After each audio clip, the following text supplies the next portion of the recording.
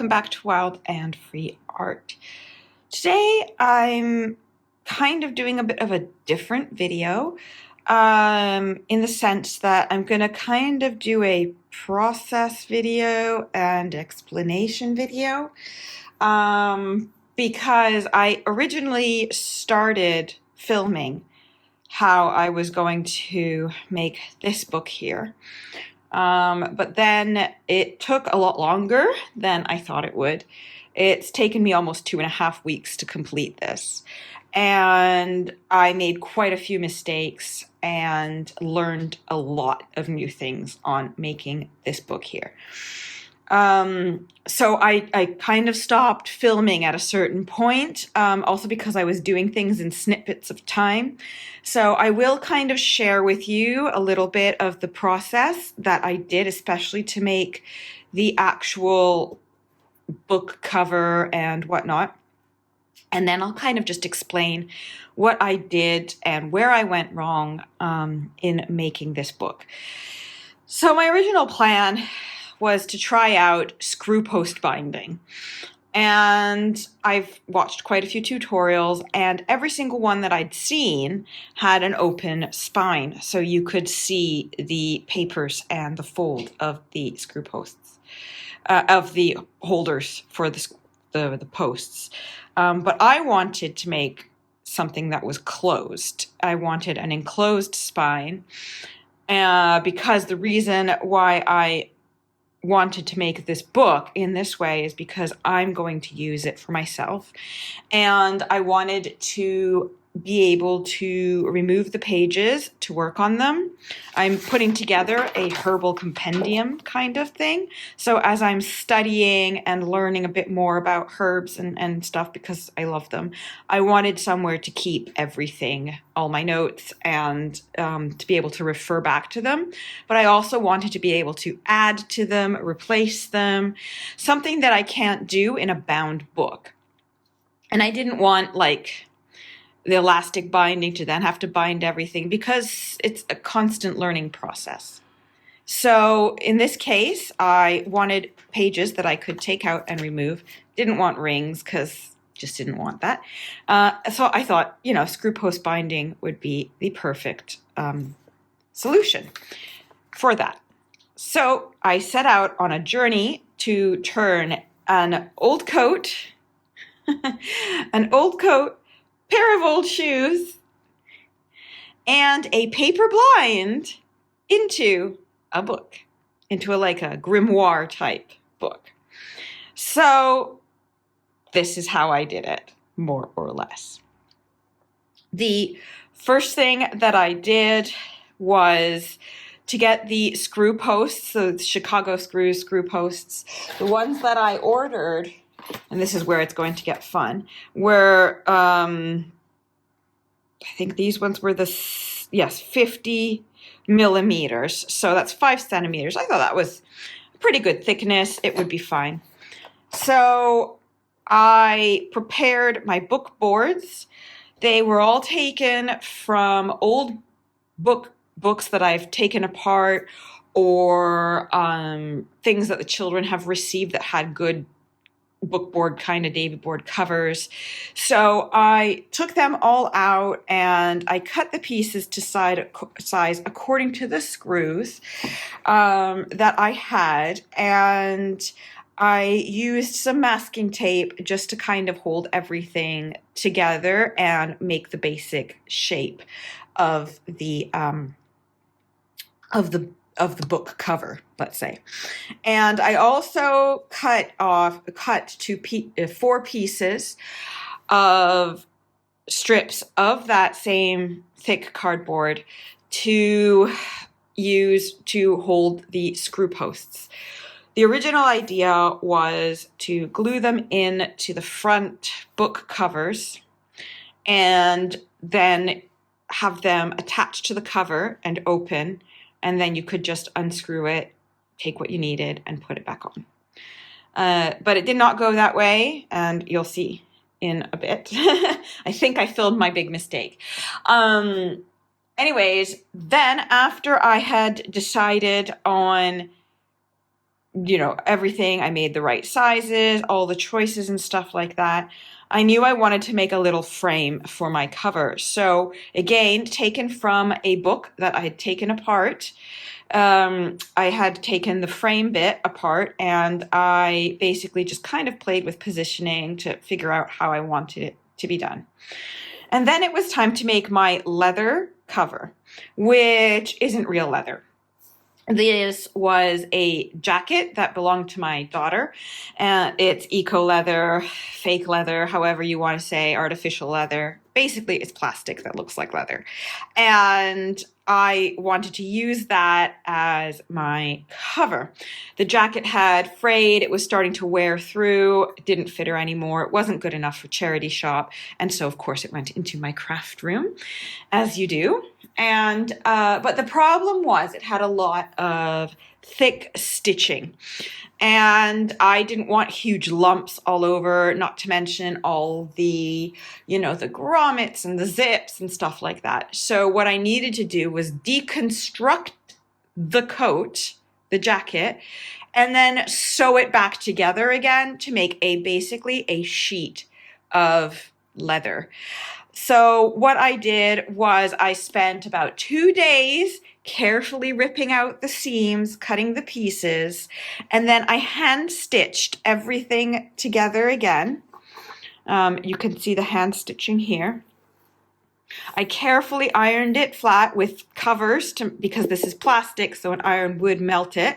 So I used baking paper, greaseproof baking paper on top to iron everything to make it less wrinkly and ruined and stuff like that, and just kind of help everything stay together. So I ironed it all together and sewed it all together, keeping the cleanest part for the front cover. And then the stitching, for me, it was okay if it was on the back or the side of it because it adds character and it's part of this book's story.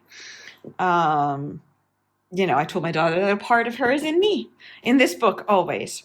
And once I had everything all stitched together, I tried it and tested it a few times around the book, making sure that I had it the right size to cover everything and fold over all the flaps. And then I had to make it a little bit more resistant, flexible, and stiff in order to use it as book cloth. So what I did was I got some of my cicadoing tissue paper, which is brown. Thought it kind of gave it that kind of leathery look on the other side of it. And instead of using my usual PVA and water mix, which I would use, or my my flour paste, which is what I would usually use when making book cloth, I decided to use matte gel medium because it's very flexible. It has an element of plastic to it, obviously, because it's an acrylic. And it stays very flexible, which is what I wanted. I didn't want cracking, but it's also very strong. It's a very strong adhesive. And so I thought this would be the perfect option. So all I did was I put a little bit of the adhesive on to the back of the leather, and then I carefully added the tissue paper and I repeated all across. I let it dry for about half an hour or so, flipped it over, and then did another coat of the matte medium on the tissue paper side of the leather, and I left that to dry overnight, and the results were exactly as I wanted. It was soft, it was pliable, and it felt strong. Having done that, I trimmed it to some sort of rectangle-ish size and tried it out, clipped it into place, played with the positioning of my frame here because I also needed to sew on the buckles. Now, the buckles came from a pair of boots, also my daughter's, randomly. They had holes in the bottom, but the actual leather upper, or fake leather, I don't know if this is real or fake, leather upper was still in really good condition. So I cut off all of the buckles, all of the metalwork, all of the leather bits, and I've saved it, and I've had them saved in my stash for a little while. And I decided they would be perfect as a closure for this book here. So I also played with the positioning and the measuring, and then before I covered the book, I carefully measured and hand sewed the buckles on for the top strap and then the bottom strap, and then I added a little bit of decorative stitching with book binding thread, just some X's here, just to make it a little bit more interesting. And then finally, at last, we were ready to cover the book. So, and I began with the back and I worked my way to the front. I used a blow dryer on warm setting to help make the leather more pliable, to help it fold better and be a bit less stiff, especially in the part where I was adding it to the frame part of the book. And I managed to get it stretched pretty well across the back. I left it to dry under a weight overnight. And then the next day, I mitered the edges and folded it over the sides. And on the spine and the side fold here, I cut it and mitered it slightly to help it fold a little bit better. Then it was time to prepare the screw post holders. So in preparing the screw post holders, what I did was I used this wallpaper that I had decided I would use for the inside of my journal as the inside covers and end papers of the journal. And I used that to hinge together the pieces of Davy board. I punched the holes in the spots that I wanted them to be. And once I had covered them, I pushed down really well and I repunched the holes into the wallpaper part following through. And then I began, once everything was all dried and sorted, I began putting the book together. And what I did was I decided to put them on the inside cover. I'm going to open this and show you now. So basically, originally, what I wanted to do was place them here. And I used a lovely fabric to cover the spine and reinforce it. And I glued my screw post binding holders to the inside of the front cover with the original idea of covering the flat part and using a thicker piece of card to make it level so that I could have a nice flat end paper here and end paper here. And I made sure that I had it stuck on really well. I used my PVA glue mixed with some matte BDM and water, and then I added Bow Stick permanent adhesive, so basically like super glue, and I stuck it down because I didn't want it to come off. I let it dry, and then I had a moment and I said, I'm just going to pop the screws in and just double check that it closes properly. Well, when I measured, I realized that I had measured with the screws, and when I did my binding, I thought about just the screws, but I didn't think about the thickness of the strips. I didn't think about the space that I needed for the book to actually close. And so basically the distance that it would need once I glued it, the strip that it would need before you could get to the screws, and that when it opened, of course, it would be wider than I thought. So I basically had the strips way too far apart for the screws that I had. It was way too far.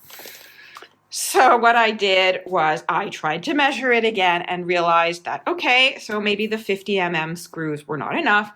I'll get longer screws. I'll order them. So I got them off Amazon for next day delivery. I got 100mm screws.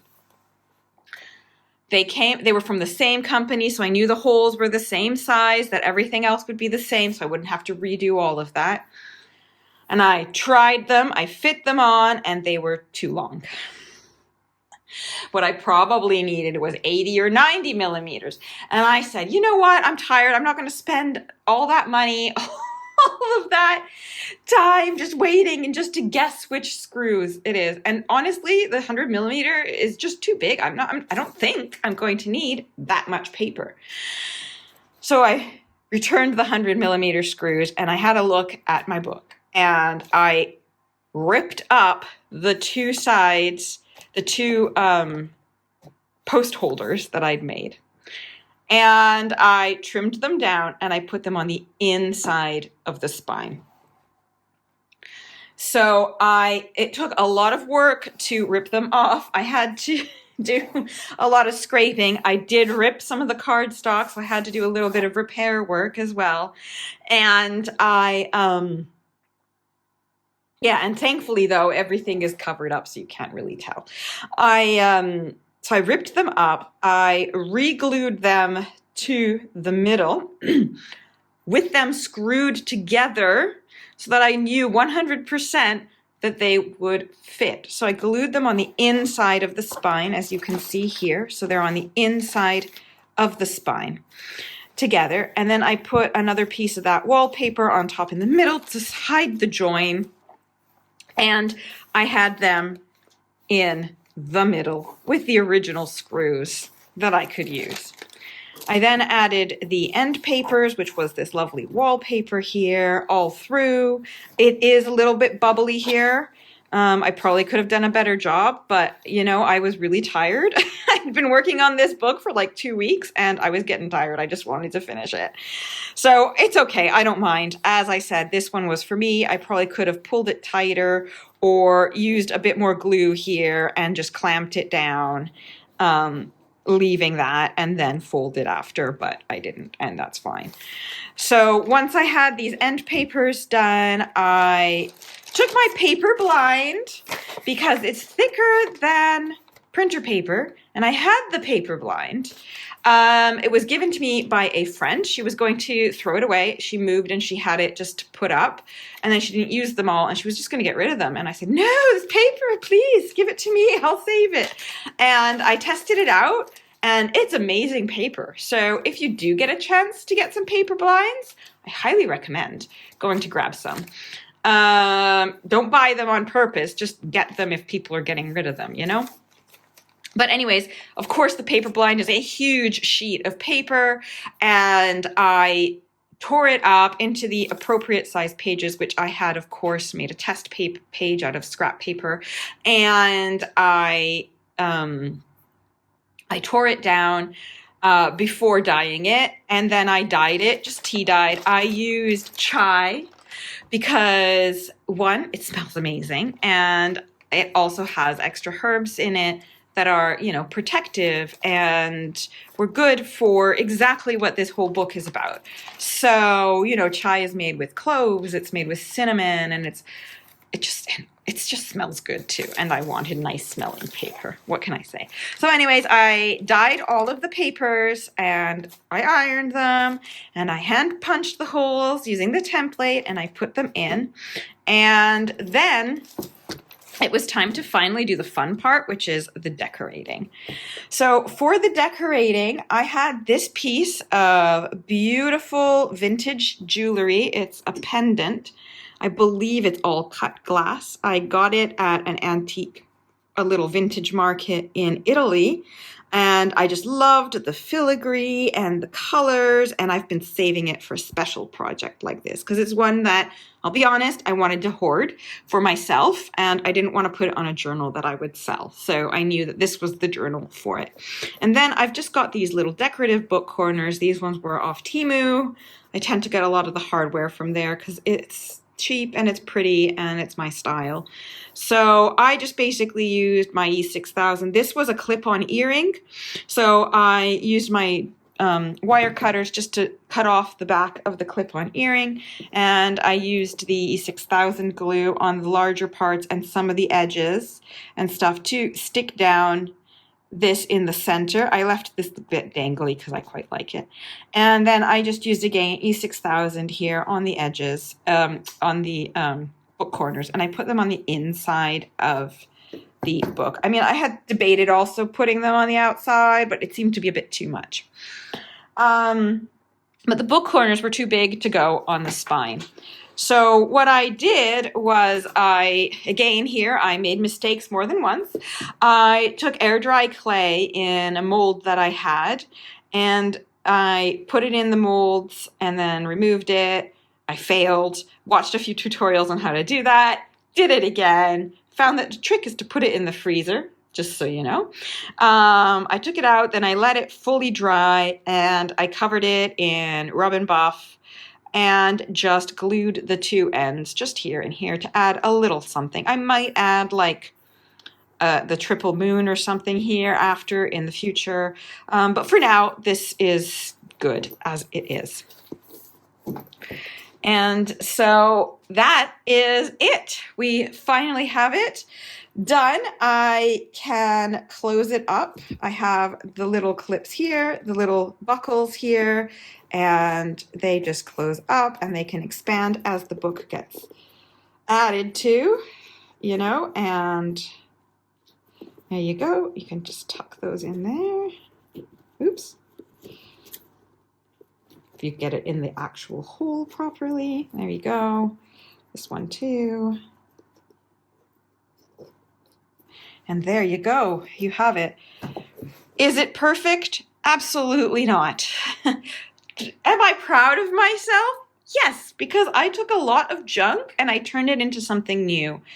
And I absolutely love that part. This book was made with love. It was made with intention. Maybe a little bit of swearing, I won't lie. Some frustration, but mostly love and respect for the environment. This is all plastic that didn't go into the bins. This is plastic that didn't go into the bins. And these paper blinds didn't go into the bins. The book covers did not go into the bins at all. The wallpaper scraps that I got just asking off Facebook Marketplace, I'm like, does anyone have wallpaper scraps they want to get rid of? And people said yes, and I got a bunch. Also, saved it from the bins. This whole book is old stuff except for these and the screw posts. And so for me, that's what this whole journey of junk journaling and making upcycled and recycled books is all about. So I'm excited to fill this baby up. Eventually, I'll get to it and turn it into my little herbal compendium of knowledge.